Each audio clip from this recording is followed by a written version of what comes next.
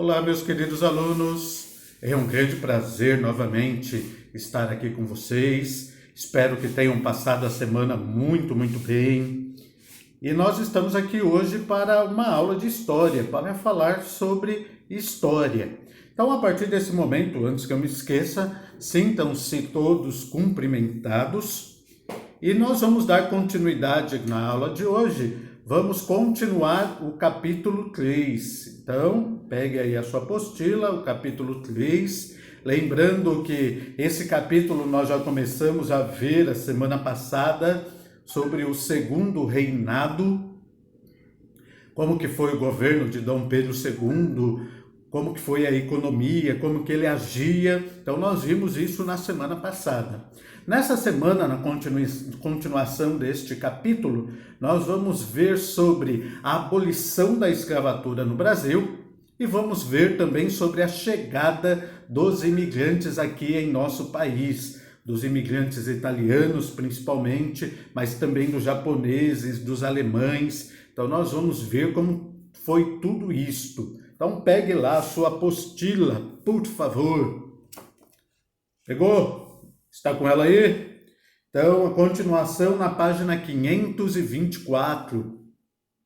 Lembrando que se você for olhar lá no Moodle agora, já tem as atividades referente a este capítulo para você fazer. Então, faça, você vai ver que são algumas questões bem fáceis, mas principalmente leia as páginas que eu coloquei ali, o que nós vamos falar hoje, leia, faça as suas anotações. Se tiver alguma dúvida, pergunte, sempre estou à vossa disposição. Pode me perguntar através do Moodle, pode me perguntar pelo WhatsApp também. Só vê um pouquinho a hora, sim, né? Não se estenda muito à noite, que o seu professor, como um bom velhinho, o professor dorme cedo, logo vou me recolher, porque no dia seguinte, logo cedo, já estou de pé também. Mas é isso. Então, meus queridos, página 524. Abriu aí a sua apostila? Então, lá no finalzinho dessa página tem o subtítulo, A Questão da Mão de Obra. Nós vamos ver que vai ser um fato, sim, muito marcante na história do Brasil, que vai ser trocada a mão de obra escrava pela mão de obra dos imigrantes. Só que isso não acontece de uma hora para outra. Isso foi um processo muito lento, muito gradual, a troca dessas mãos de obra, né? Então, para nós entendermos isso, nós temos que ir por partes. Não somos o Jack Estripador, mas vamos por partes. Então, primeiro, nós vamos falar um pouco sobre a abolição da escravidão no Brasil. Como foi que acabou a escravidão no Brasil? Nós sabemos que a escravidão no Brasil ela foi abolida por uma lei feita pela princesa Isabel, aquela lei chamada de Lei Áurea, assinada no dia 13 de maio de 1888. Mas por que a princesa Isabel assinou essa lei? Então nós vamos ver que não foi de repente. Ela não acordou lá no dia 13 de maio e falou assim: hoje eu estou com vontade de fazer alguma coisa impactante. Vou acabar com a escravidão. Não foi assim, né? Nós vamos ver também que não porque ela também se apaixonou por um escravo e falou assim, agora eu vou acabar com a escravidão. Estou apaixonada, ela começou a namorar com o escravo no dia 12, no dia 11 se apaixonou e falou, agora acabo com a escravidão. Não, também não foi assim, né? Então, o fim da escravidão no Brasil foi um processo lento e gradual. E ele começa por interferência da Inglaterra. Por que a Inglaterra começa a querer que o Brasil acabe com a escravidão? A Inglaterra ela vai dar justificativa que são questões humanitárias, ela está preocupada com isso, né? Então, a Inglaterra... Mas, na verdade, ela estava preocupada com as indústrias dela. Como a Inglaterra tinha muitas indústrias, a Revolução Industrial, ela queria que o escravo fosse também consumidor. E nós sabemos que escravo não é consumidor, escravo não tinha salário, escravo era um produto. Mas então a Inglaterra queria que esse escravo, que não eram poucos, eram muitos e muitos e muitos, Então a Inglaterra queria que essas pessoas deixassem de ser escravas, passassem a ser trabalhador assalariado para que pudesse consumir os seus produtos. Então a Inglaterra vai começar a forçar para que os países acabem com a escravidão. E ela força isso, ela faz uma lei em 1831, que aqui no Brasil fica conhecida como a Lei Barbacena. E esta lei acabava com o tráfico negreiro, proibia os países, os traficantes de escravo, em lá na África capturar mais escravos, trazerem para a América. Então a Lei Barbacena, em 1831, foi para isso. Mas isso vai ser conhecida como uma lei para inglês ver. Vai ter outras que também vai ter esse nome, Lei para Inglês Ver, e já eu explico por porquê disso. Então essa era uma lei que aqui no Brasil servia só para mostrar, ó, nós estamos tentando acabar com a escravidão. Só que não tinha fiscalização nenhuma nos portos. Os escravos continuavam chegando sem problema nenhum. A lei só existia lá no papel, mas não era cumprida. A Inglaterra vai perceber isso. Então, em 1845, ela vai criar uma lei chamada de Bill Albardine. Então, esta lei dava autonomia à Inglaterra poder investigar, ter o poder de polícia para barrar todo o navio negreiro que estava vindo da África para a América trazendo escravos. Isso ia até um pouco mais além, né? A Inglaterra chegava até a entrar nas águas dos mares pertencentes ao Brasil para tentar impedir a chegada dos escravos. Então isso vai até quase causar um conflito diplomático entre a Inglaterra e o Brasil. Então, Dom Pedro II, sabendo disso, aí sim, em 1850, ele vai criar a Lei Eusébio de Queiroz. Esta sim, impediu a entrada de novos escravos no Brasil, acaba realmente com o tráfico negreiro, e aí sim tinha fiscalização nos portos, se fiscalizavam muito bem para ver se não estavam chegando novos escravos. Então, não vinham mais escravos. A escravidão no Brasil continuava, só que continuava com os escravos já existentes aqui.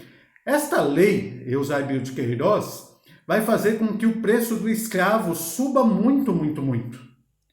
E o tráfico interno de escravo vai também continuar muito grande, né? Muitos escravos que estavam lá no Nordeste vão começar a vir para o Sudeste, para o Sul. Então vai começar a ter um tráfico interno de escravos muito, muito grande. A Inglaterra ela vai perceber que, embora não entrasse mais escravos no Brasil, mas a escravidão permanecia. Então a Inglaterra vai continuar pressionando Dom Pedro para que ele acabe com a escravidão. Dom Pedro vai continuar fazendo algumas leis, por exemplo, em 1871, ele vai criar a Lei do Ventre Livre. A Lei do Ventre Livre também, que foi uma dessas leis para inglês ver. Por quê? Porque a Lei do Ventre Livre mostrava que todo filho de escrava estava livre. Mas livre como? O bebezinho ia acabar de nascer, ia pegar as coisinhas dele, a trouxinha no ombro e falar assim, eu não sou mais escravo, tô indo embora, tchau. Ele ia fazer isso? Não. E lembrando que o filho da escrava, quando nascia, a criança não pertencia a ela, a criança pertencia ao dono dela. Então, essa lei dizia que se o dono pegasse a criança e entregasse para o Estado, aquela criança estava livre. Mas se ele aceitasse aquela criança ainda na fazenda, aquela criança depois podia trabalhar para ele dos 7 aos 21 anos como indenização. Então isso quer dizer o quê? Que a lei do ventre livre não serviu para libertar ninguém, né? E também tem uma outra lei que também foi feita em 1885, a chamada Lei do Sexagenário. Essa lei também foi uma lei só para inglês ver, ela servia como piada, né? Dizia que o escravo com 60 anos estava livre. O escravo vivia no máximo 40 anos, a média era entre 35 e 40 anos. Era extremamente raro, muito raro, um escravo que chegava a 60 anos. E que se ele chegasse aos 60 anos, ele chegava numa situação que ele ia fazer o quê? Depois com 60 anos. Ele ia para a praia, ia surfar, ia viajar o mundo? Não. Se ele chegasse aos 60 anos, ele tinha que continuar lá na fazenda onde ele estava, porque ele não tinha outro lugar para ir. Então essas leis eram leis só para inglês ver, porque na prática elas não serviam de nada. Era só para dar uma satisfação para a Inglaterra. Ó, nós estamos tentando acabar com a escravidão. Só que aí sim a Inglaterra vai começar a pressionar para valer novamente. Dentro do Brasil também vai ter manifestações, vão ter abolicionistas que vão insistir a todo tempo para que a escravidão acabe. E aí sim, no dia 13 de maio de 1888, se acaba com a escravidão, a princesa Isabel assina a Lei Áurea, todos os escravos estavam livres.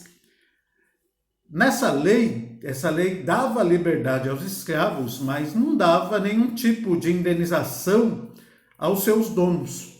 Isso vai fazer com que Dom Pedro II fique muito mal com os grandes proprietários, com aquelas pessoas que usavam mão de obra escrava ainda, né? Mas a mão de obra escrava, a escravidão no Brasil havia terminado. Então, tinha que se substituir essa mão de obra, né? Mas também os imigrantes começaram a chegar no Brasil, falando agora dos imigrantes, eles começaram a chegar no Brasil não só em 1888. A vinda dos imigrantes para cá também foi um processo lento também. A substituição da mão de obra foi um processo lento. Então, esse processo ele vai começar também por volta do ano de 1850, um pouquinho antes ou um pouquinho depois. E esse processo, ele era feito através de um modelo de parceria. Como assim parceria? Então, o dono da fazenda que quisesse essa mão de obra, ele pagava a viagem dos italianos, principalmente até o Brasil. Então, as pessoas que queriam vir para o Brasil se faziam várias e várias promessas lá para os italianos, falando que aqui eles iam ter condições de comprar terras, eles iam ter condições de fazer fortuna. Então, o dono da fazenda pagava a viagem desses imigrantes aqui para o Brasil. E quando eles chegavam aqui no Brasil, eles pagavam o custo de tudo isso com o trabalho. Então, esse era um modelo de parceria, né? Mas, quando esses imigrantes chegavam aqui no Brasil, eles percebiam que aqui no Brasil os fazendeiros eram acostumados a lidar com os escravos. E muitas vezes o imigrante, que era um trabalho assalariado, ele não era escravo, mas ele era confundido com um escravo. Esse sistema de parceria era bom para o dono da fazenda. Por quê? Porque a viagem ia ter que ser paga pelos imigrantes com trabalho. Então, eles já colocavam um valor muito alto desta viagem. Também o dono cobrava a estadia, cobrava o almoço, a janta, o café da manhã, cobrava toda a alimentação. Então, quando chegava no final do mês, que o imigrante ia lá receber o salário, o dono da fazenda chegava com uma lista de dívidas. Falava, ó, você deveu isso, deve aquilo outro, o seu salário não tem salários, o que você ia receber, você teve que usar esse dinheiro para me pagar. Então os imigrantes vão começar a se revoltar com isto, né? E vão começar a fazer algumas revoltas, vão começar a fazer algumas bagunças para que isso fosse revisto. O governo brasileiro também toma algumas atitudes que não vão agradar os imigrantes. Muitos imigrantes vêm para cá já com alguma reserva, pensando em comprar terras aqui no Brasil. mas é feito uma lei chamada de Lei de Terras. Essa lei foi feita em 1850 e ela proibia os imigrantes de comprar terras aqui no Brasil logo que eles chegassem. Eles só podiam comprar um pedaço de terra aqui no Brasil depois que eles estivessem aqui em nosso país já há 3 anos. Então, a mão de obra imigrante veio para cá, começou a substituir a mão de obra escrava, mas os imigrantes também tiveram todas essas dificuldades. E fora aquela questão, né? Os donos da fazenda eram acostumados a lidar com escravos. Se o escravo se revoltasse, o escravo apanhava, era preso, era torturado. Muitos donos de fazenda achavam que os imigrantes italianos também iam aceitar ser tratados dessa maneira e tentavam castigar os imigrantes, só que aí eles já não aceitavam. Então, aí os imigrantes principalmente vão vir aqui para o Brasil, não para trabalhar lá no Nordeste, na lavoura da cana-de-açúcar. A maioria dos imigrantes que vêm aqui para o Brasil, eles ficam localizados principalmente no Sudeste, no interior de São Paulo, no Paraná, em Santa Catarina, no Rio Grande do Sul, para trabalhar na lavoura de café. Eles já tinham experiências com isso, né? E aqui no Sudeste e no Sul do Brasil, o clima já é um clima um pouco parecido com o clima europeu.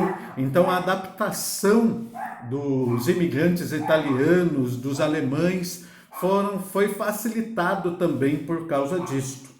Então nós vimos aí na aula como que foi a chegada dos imigrantes, como que foi o processo de abolição da escravatura no Brasil. Então nós vimos que a abolição da escravatura no Brasil, ela começa a ganhar um esboço de que ia acontecer em 1831 e ela acontece mesmo efetivamente em 1888. Então veja como que foi um processo lento, um processo gradual. E nós vimos que a mão de obra escrava presente no Brasil por muitos e muitos anos, por 300 anos, ela é substituída pela mão de obra dos imigrantes, principalmente os imigrantes italianos, mas também os imigrantes japoneses, os imigrantes alemães. Então é isso, meus queridos, muito obrigado, espero que você tenha entendido o que o seu professor quis falar, mas se também não entendeu, assista o vídeo de novo, e se não entendeu de novo, assista mais uma vez, e se não entender, aí eu não sei o que faz, mas estou aqui à disposição. Muito obrigado pela sua atenção e paciência, e piririm e pororum.